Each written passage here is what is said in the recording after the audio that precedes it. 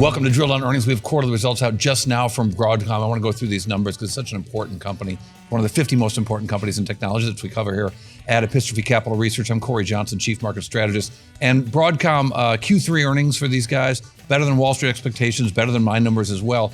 The street was looking for $15.8 billion in revenue. I was right about there. $1.66 in adjusted numbers. They did $16 billion instead, and $1.69. So better than the estimates on Wall Street, which are pretty bullish here.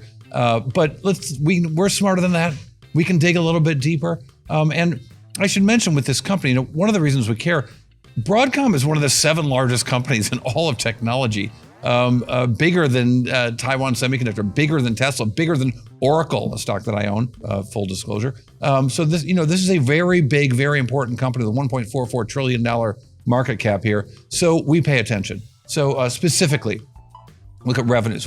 16 billion in revenues, or 15.952. Yeah, that rounds up to 16 billion.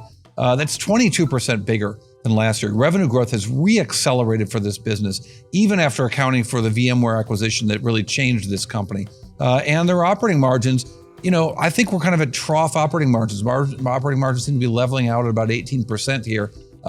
And the revenue blend for this company has really changed because of that VMware acquisition, where you really have still 57% semiconductors, but infrastructure software at 43%, changing the way this business works, because VMware really changes the game for understanding what Broadcom is. And the VMware business is going really well. It seems to be going better under Broadcom's ownership than it did when it was its own separate company here.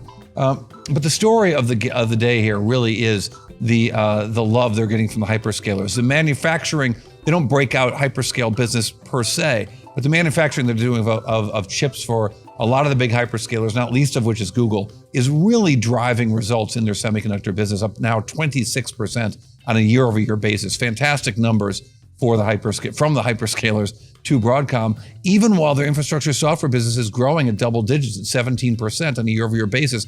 Again, after the sort of annualizing of the VMware acquisition here, this is actual growth coming from VMware and the rest of the infrastructure software business. Again, we don't know how much of it is what they used to have compared to what they've acquired here. But once again, Hock Tan really showing that he can drive some really big results at this company after acquisitions.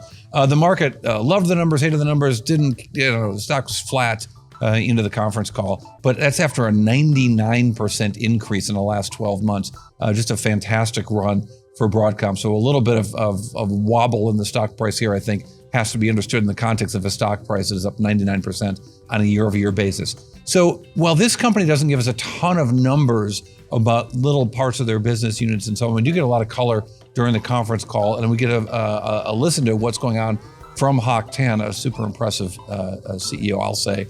Here's what he had to say, part of his comments in today's conference call about third quarter earnings. It is a journey. It's a multi-year journey because it's multi-generational, because these XPUs don't stay still either.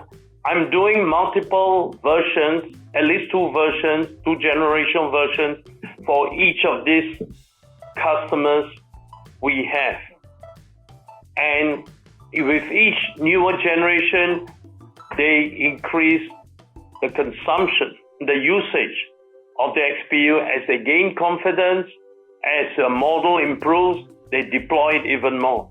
So that's the logical trend that XPUs will keep in these few customers of ours, whereas they successfully deploy it and their software stabilizes, the software stack, the libraries that sits on these chips stabilizes. So there you have it from Hock Tan himself. A really strong quarter from this company, and AI driving everything here, whether it's on the software side or, yes, on the semiconductor side. But what's that'll mean? What's your big drill on earnings takeaway? I'll have the bite, the drill on earnings bite. But please subscribe to this channel. It helps us to know that you're out there and know what you're looking for. So just click on that subscribe button or follow us in any of the places you're listening to this broadcast, whether it's on YouTube or on Spotify or on iTunes or whatever.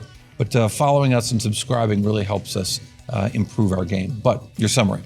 So Broadcom Q3 earnings, here's what you need to know, your essential summary. It was $15.952 billion in revenues. We're going to call that $16 billion.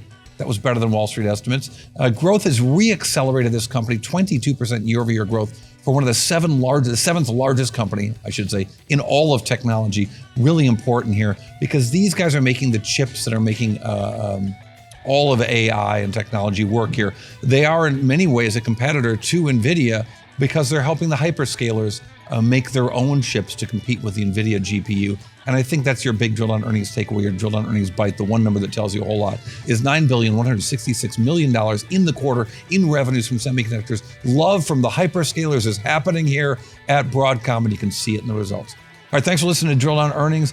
Check us out. Follow us at Cory TV at X, and of course, at Drill Down Pod on Instagram, TikTok, and yes, on YouTube.